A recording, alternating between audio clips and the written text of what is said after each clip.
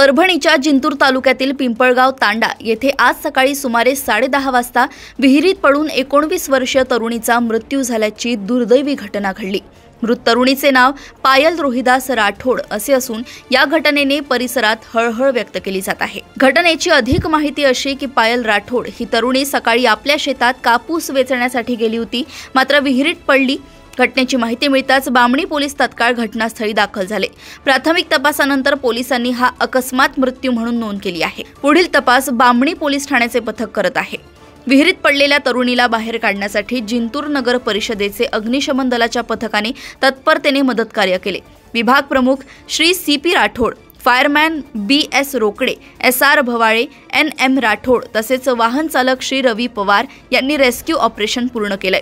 दरम्यान तरुणीला ग्रामीण रुग्णालयात हलवण्यात आलं, तेथे शवविच्छेदन करण्यात आलं। या घटनेमुळे पिंपळगाव तांडा परिसरात शोककळा पसरली आहे।